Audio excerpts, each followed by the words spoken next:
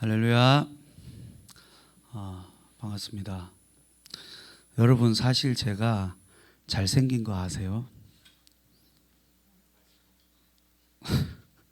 왜냐? 어떤 한 여자가 항상 저에게 하는 이야기가 너무 잘생겼대요. 비웃지 마세요. 제 아내인데요. 제가 연애를 8년을 하고 결혼을 했죠. 올해 2월 14일 발렌타인데이가 결혼 기념일인데 올해가 만 11년이 되는 해입니다. 약 19년을 봐왔고 같이 11년을 살았고 8년을 연애했는데도 아내가 저만 보면 뭐가 그렇게 좋은지, 그 믿음 없는 눈은 뭡니까? 제 3자가 저희 부부를 보면 아내가 저를 바라볼 때 흐뭇하게 바라본대요. 밖에서는 그렇게 자제를 하라고 하는데도 그래요. 왜 그럴까요? 제가 매력적이라서 그래요. 비웃는 자에게 화 있을진저 슬피 울며 이를 갈미 있을지어다. 하나님의 백성은 믿음이 있어야 돼요. 사실 저희 부부가 사이가 좋다 보니까 가끔씩 저한테 아주 가끔씩 연애 상담을 해오는 경우가 있어요. 저는 아내와 사귈 때도 8년을 사귀다 보니까 주변의 전도사님들로부터 상담 요청을 가끔 받았습니다. 근데 놀라운 사실은 사람이 그렇게 다양하고 많은데도 연애하는 모습을 보면 패턴에 공통점이 보이더라는 겁니다. 그 중에 하나가 헤어질 때 지지고 볶고 싸우고 욕하고 원수가 되어서 헤어지는 경우가 많은데, 이런 사람들은 다음번에 또 똑같이 지지고 볶고 욕하고 싸우고 원수가 돼서 헤어져요. 똑같은 패턴이 벌어진다는 거예요. 그러면서 다음번에는 잘해야지라고 결단과 노력을 하지만 될까요? 안 돼요. 똑같이 지지고 볶고 욕하고 싸우고 원수가 되면서 헤어져요. 왜 그럴까요? 왜 동일한 패턴의 늪에 빠져서 같은 결과를 항상 도출하는 걸까요? 그 이유는 뭔가를 바꿔보려고 애는 쓰는데 근원적 이유를 파악하지 못하고 뭔가 겉돌고 있다는 거예요. 겉도는 내용들을 아무리 바꿔봐도 결과는 똑같아요. 근원, 그 핵심을 바꾸지 않는 한 같은 결과가 나온다는 거예요. 삶도 똑같아요. 근원적 이유를 배제한 채 겉도는 삶을 살아가고 거기서 뭔가 해보려고 아무리 노력하고 아무리 발버둥 쳐도 결과는 똑같다라는 거예요. 잘해보려고 애를 무던히도 쓰지만 매번 안 되는 이유는 겉을 계속 가지쳐서 그래요. 사실은 뿌리를 건드려야 되거든요. 신앙생활도 이와 유사합니다. 뭔가 잘해보려고 하는데, 잘해보려고는 노력을 하지만 매번 실망하고 좌절하고 나 자신의 무능함, 그래서 이 방법 저 방법, 이 계략 저 계략, 나만의 계획 이 계획 저 계획을 세우면서 나름 최선을 다해봅니다. 그런데 신앙과 삶의 영역에서 매번 같은 부분에서 실패를 해요. 그래서 같은 방식으로 무너집니다. 같은 방식으로 무너져. 그러다 보니까 나 자신이 너무 한심하고 무능해 보이고 답이 없어 보이면서 언젠가부터는 자기 자신을 놔버리는 거예요. 그 이유가 뭐라고요? 근원적 문제를 파악하지 못하고 겉도는 문제만 건드려서 그래요. 자, 그러면 우리는 근원적 문제를 건드리기 위해서 뭘 해야 될까요? 사실 오늘 성경이 이 창세기 저자가 독자들에게 근원을 드러내는 방법을 보여줍니다. 이삭이 아들 에서를 축복하려고 이 애쓰는 장면에서부터 그 문제의 뿌리를 보여줘요. 그러면서 경각심과 함께 근원적 문제의 잘못을 보여주고 겉도는 가지를 아무리 열심히 쳐봤자 어떻게 되는지 그 결과를 보여주는 거예요. 그리고 어떻게 근원의 문제로 나가야 되는지, 그리고 이것을 해결하기 위해서 무엇을 건드려야 되는지를 보여주고 있어요. 그래서 어제까지의 내용이 뭐냐? 아버지 이삭이 두 아들 중에서 맏아들 에서만을 불러요. 그리고 축복을 하려고 하죠. 그래서 사냥을 해서 별미를 가져오라고 하고 마음껏 축복하겠다 이렇게 해요. 그런데 아내 리브가가 듣고 둘째 아들 야곱에게 별미를 만들어서 갖다 바치게 하고 형 에서라고 속여가지고 축복을 받아버리죠. 자, 그런데 이제 오늘 본문은 에서가 사냥을 하고 돌아왔어요. 이미 아버지 이삭은 둘째 야곱에게 속아서 축복을 해버린 상태예요. 그런데 그것도 모르고 형 에서가 별미를 가지고 와가지고 아버지여 일어나서 아들이 사냥한 고기를 잡수시고 마음껏 내게 축복하소서 이렇게 해요. 그러니까 아버지 이삭이 뭐랍니까? 헐 너는 누구냐 그래요. 그리고 아버지의 아들 곧 아버지의 맏아들 에서입니다 라고 해요. 자, 그런데 이제 이삭의 반응이 약간 이상합니다. 그게 33절이에요. 이삭이 심히 크게 떨며 이르되 그러면 사냥한 고기를 내게 가져온 자가 누구냐? 네가 오기 전에 내가 다 먹고 그를 위해서 축복하였은즉 그가 반드시 축복을 받을 것이니라. 자, 심히 크게 떨며 이르되라고 해요. 이거는 단순히 걱정한 게 아니에요. 불편한 상황과 감정이 아니에요. 이거는 단순한 공포가 아니에요. 여기서 심히 떨다라는 히브리어 단어가 뭐냐면 카라드예요. 창세기 42장 28절에 보면 요셉이 형들한테 붙잡혔을 때 공포에 떨면서 쓴 단어가 이 카라드예요. 그리고 출애굽기 19장 16절에서 시내산에서 우레와 번개가 빽빽한 구름산 위에 있고 거기에서 나팔 소리가 갑자기 쾅 들리는데 그때 진중의 백성들이 아 우리가 이제 죽는구나 라고 하면서 떨더라. 이게 카라드예요. 그러면 이게 무슨 말이냐면 지금 이삭이 심히 크게 떨며 이러는 거는 이건 그냥 공포가 아니라 죽음의 공포예요. 아 나는 죽었구나. 자 이거 이상하지 않습니까? 지금 누가 속였어요? 야곱이 속였어요. 그러면 잘못은 누가 했죠? 야곱이 잘못했어. 근데 지금 첫 번째 들어야 되는 감정은 뭐냐면 속은 것에 대한 분노여야 돼요. 야곱이 속였네? 그러면서 야곱에 대한 분노가 먼저 탁 들어와야 되는데 지금 내가 지금 에서입니다 라고 했을 때 아버지 이삭의 첫 반응이 뭐냐면 죽음의 공포라는 거예요. 이게 진짜 이상한 거예요. 또 이상한 점이 있어요. 지금 에서가 야곱이 속였다는 걸 알고 울면서 34절에서 이렇게 말해요. 아버지요 내게도 축복하소서 내게도 그리하소서 이렇게 말해요. 그럼 한번 잘 생각해 보세요. 지금 다시 축복을 하면 됩니까 안 됩니까? 잘못 누가 했어요? 야곱이 했죠. 근데 이삭의 반응이 뭐예요? 에서가 내게 빌복을 좀 남기지 않으셨습니까? 라는 대답에 내가 내게 무엇을 할 수 있느냐? 즉 남은 복이 없다라는 거예요. 아니 그 축복 한 번 더 하는 게 뭐가 그렇게 어렵다고? 이상하지 않습니까? 자 에서가 지금 와가지고 내가 맏아들입니다 라고 했을 때 첫 번째 죽음의 공포를 느낀 것 그리고 남은 복이 없다라고 한 것 그리고 에서가 빌복이 이거 하나뿐입니까? 라고 했을 때 내게도 축복하소서라고 하면서 3번이나 울면서 부르짖으니까 겨우 한마디 하는데 그 한마디의 핵심이 뭐냐? 너는 네 아우를 섬길 것이다 라고 해요. 자, 이게 다 뭔가가 핀트가 맞지 않습니다. 이상하지 않습니까? 자, 이게 뭐냐면 이삭이 지금 죽음의 공포를 느끼고 남은 복이 없다고 하고 결국 보채는 아들에게 한마디 한 것이 형 네가 아우를 섬길 것이다. 이게 뭘 말하냐? 이삭은 계획 범죄를 했다라는 거예요. 계획 범죄.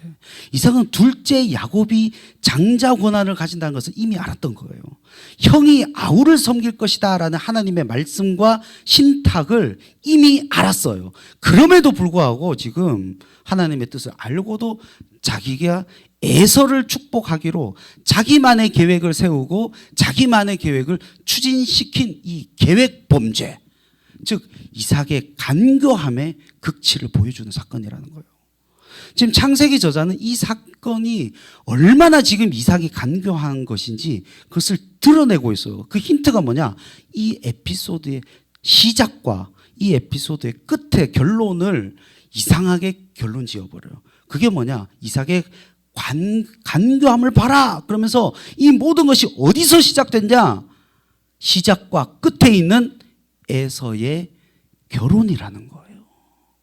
지금 이 모든 발단은 이 이삭이 에서의 결혼에서부터 시작되고 결혼으로 끝나는, 이게 큰 문맥에서 봐야 되거든요. 이게 원래 26장 34절에서 28장 9절까지가 이 에피소드가 하나의 덩어리예요.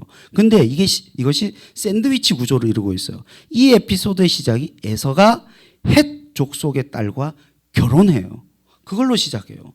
그리고 이 에피소드가 어떻게 끝나냐? 에서가 이스마엘 족속의 딸과 결혼하는 것으로 끝나요. 그리고 지금 에서는 가나안 족속의 딸과 결혼하고 또 가나안 족속의 또 다른 딸과 결혼하는 것으로 끝나는 거예요. 근데 이 에피소드의 정 가운데 뭐가 있느냐? 이삭이 야곱을 축복하는 장면이 등장하는 거예요. 물론 속아서 하지만. 그러니까 이 모든 문제의 출발은 맏아들 에서의 결혼에서 시작해서 결혼으로 끝나요. 이게 근원적 문제라는 거예요. 사실 이거는 창세기 저자가 아버지 아브라함과 이삭을 지금 대조시키고 있는 거예요. 아버지 아브라함은 아들 이삭을 결혼시킬 때 어떻게 해야죠? 가나안 족속과 결혼하지 않게 하기 위해서 동족에게 보내잖아요. 그래요. 종을 보내가지고 리브가랑 결혼하도록 만들어요. 근데 지금 이삭은 맏아들의 결혼을 아무런 가책 없이 어떻게 합니까? 가나안 족속과 하게 내버려둬요. 헷 족속의 딸과 결혼하게 하고 이스마엘 족속의 딸과 결혼하게 하고 두 명의 가나안 족속의 딸과 결혼하게 해요. 그게 앞과 끝에 장식을 이루면서 이삭의 상태를 지금 보여주고 있는 거예요. 이미 이삭은 처음부터 아브라함의 길을 벗어난 자라는 겁니다. 눈이 어두워진 거예요. 이게 근원적 문제라는 겁니다. 그러니까 지금 축복의 장면이 또 등장하잖아요. 그런데 누구만 불렀어요? 에서만 불렀잖아요. 창세기 49장에 보면, 그리고 50장 24절 25절에 보면 야곱이 죽기 전에 어떻게 합니까? 모든 자녀를 다 불러 모아가지고 축복을 해요. 그러니까 당시 관습은 뭐냐? 죽음을 앞둔 사람이 자신의 모든 남자 친척들을 다 불러서 공개적으로 축복하는 것이에요. 그리고 그 중에서 장자에게는 그에 합당한 축복을, 차자에게는 그에 맞는 축복을 그렇게 하는 것이 관습이에요. 그런데 지금 이삭은 쌍둥이 동생 야곱이 있는데 단지 이삭만 에서만 불러요. 이게 비정상적인 거예요. 둘 다 축복을 받을 자격이 있는데 관습을 깨뜨려 버린 거예요. 그리고 4절에 뭐라고 합니까? 27장에 이삭이 아들 에서에게 내가 너를 축복할 수 있게 라고 하지 않고 내가 마음껏 너를 축복하게. 이거는 지금 에서만 축복하고자 하는 이삭의 강력한 욕망이에요. 이게 뭘 의미할까요? 이삭은 형이 아우를 섬길 것이다 라는 하나님의 신탁과 말씀을 이미 알고 있었어요. 그럼에도 불구하고 그 하나님의 뜻을 거스르고 싶은 거예요. 그게 욕망과 반하는 거예요. 그래서 고의로 에서의 잘못된 결혼과 하나님의 주신 신탁을 간과하려고 노력한 거예요. 그래서 나름의 머리를 쓴 것이고 나름의 계략을 쓴 거예요. 그래서 지금 창세기 저자는 에서의 결혼과 에서의 결혼으로 이 에피소드를 마무리시키면서 그 가운데 야곱의 축복 장면을 넣음으로써 의도적으로 이삭의 잘못을 드러내고 그럼에도 불구하고 하나님의 뜻대로 이루어지는 상황을 지금 보여주는 겁니다. 결국 하나님은 이삭의 간교함에 야곱의 간교함으로 갚으시는 거예요. 하나님은 이미 다 알고 계셨던 거예요. 아버지 이삭은 맏아들 에서를 향한 그 집착적 사랑, 그래서 이어진 에서의 잘못된 결혼을 묵인한 것, 거기에서 그 근원적 문제가 있었다라는 거예요. 그의 눈이 어두워지는 것은 그의 영적 상태의 어둠이고 또한 그의 간교함에 하나님이 어둡게 만들어서 그 간교함에 당하게 만들어버리는 또 하나의 역할을 감당하는 겁니다. 그래서 결국 이삭은 자기가 추진한 그 모든 계획에도 불구하고 자기 자신에게는 아무것도 남지 않게 돼버리는 거예요. 결국 근원적 문제를 파악하지 못하면 아무것도 해결되지 않습니다. 알아야 돼요. 내가 매번 같은 패턴에 빠지는 근원적 이유를 파악하지 못한 채 겉돌기만 한다면 내가 어떤 계획을 세워도 어떤 계획을 수립하고 용을 써도 나에게 남는 것은 아무것도 없다는 거예요. 삶도 똑같아요. 근원적 이유를 배제한 채 겉도는 삶을 살아가고 거기에서는 뭔가를 아무리 해보려고 해도 결과는 같아요. 여러분 망합니다. 연애도 마찬가지예요. 매번 헤어질 때 지지고 볶고 싸우고 이렇게 하는 사람들은 왜 매번 똑같은 방식으로 헤어질까요? 이분들의 특징이 집착을 많이 해요. 본인들이 나는 사랑을 너무 많이 했대. 그러면서 자기 자신이 사라져요. 그 사람이란 무조건 다 좋다. 내 목에 칼이 들어와도 이러면 반드시 오래 못 가요. 내가 사랑하는 그만큼 상대방이 나도 사랑해주면 되지 않느냐? 아니요. 대부분 내가 엄청나게 사랑하는 만큼 상대는 덜 할 거예요. 왜냐? 사람은 본능적으로 내가 그만큼 과분한 사랑을 받고 있다고 그러면 내가 그보다 사랑을 더 주려고 한 사람은 없어요. 반드시 익숙해지고 나는 조금 덜 해도 되겠다 이 생각을 하지 절대 쌍방향으로 높아지지 않습니다. 현실적으로 분간할 수 없는 상황이 도래하게 됩니다. 뭐든지 내 잘못이야. 그 사람이 원한다면 다 해줄 수 있다. 이런 상황이라면 상대도 상대지만 나도 지칠 수밖에 없고 인간 본성이 내가 너무 달려들면 상대는 달아나게 돼 있어요. 제가 아까 엄청 제가 매력적이라고 했죠. 좀 믿어보세요. 왜 제 아내가 저를 매력적으로 보느냐? 저는 집착이 없어요. 6년 반을 사귀었는데 오늘날 갑자기 여자친구죠. 여자친구가 저한테 오빠 사모를 못하겠어요. 결혼 못하겠다는 거죠. 근데 6년 반 동안 결혼이 진행이 안 됐으면 뭐 결혼보다도 헤어지겠다는 거죠. 사모를 못하겠는데 자기한테 시간을 좀 달래요. 제가 말했죠. 얼마나 줄까? 그랬더니 6개월 달래요. 제가 그랬죠. 안 된다. 한 달 줄게. 그리고 제가 질척질척 매달렸는가? 아니요. 한 달 동안 일체 연락을 안 했어요. 그리고 속으로는 헤어졌구나. 연락을 안 하는 그러면서 연락을 끝끝내 전화 안 하고 문자, 카톡 아무것도 안 하는 거. 이 쿨내 나는 이 쿨내 진동하는 매력적이지 않습니까? 근데 그때 이제 여자친구가 곰곰이 생각했대요. 내가 연락이 없으니까 사모가 돼서 포기해야 될 것이 너무 많은 것 같다 이렇게 생각했는데 생각해 보니까 저 없이 이제 저랑 만나지도 않고 계속 생각하니까 누가 생각나요? 화장실 가도 제 얼굴, 씻을 때도 제 얼굴, 잘 때도 제 얼굴. 매력의 핵심은 얼굴이 아니에요. 쿨내 나는 전략.